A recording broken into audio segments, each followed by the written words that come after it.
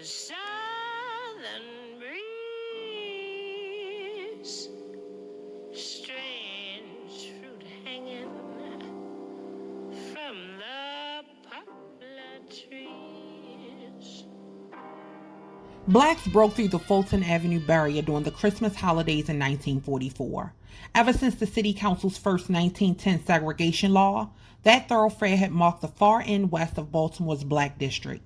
One side of the street was black, the opposite was white. For 34 years, the line held, with blacks staying on their side and whites staying on theirs.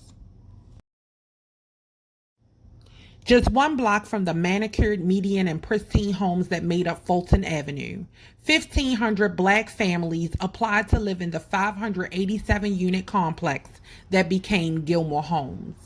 They applied mostly because they were prohibited from living in the adjoining white neighborhoods due to crippling restrictive covenants preventing them from moving outside of their designated city blocks, redlining, beatings by whites should they pass through white areas, and predatory housing called blockbusting that lured blacks into the hopes of owning a home only to have them sign overpriced land installment agreements, some lasting for 75 years.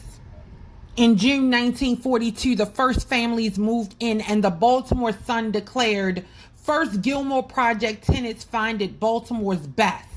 Yet these hard-working black families, just like the 42% of black families living in housing in 1950 Baltimore that lacked private baths, and the 22% of black families that had no running water, found themselves living in substandard conditions, which in this community has lasted until today.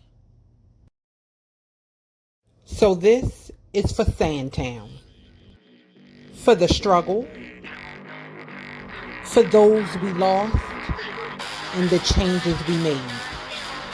For our history, the tears we cried, and the blood we shed.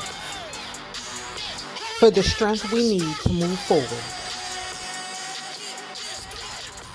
So consider this our declaration that we will have life, liberty, and the pursuit of happiness by any means necessary.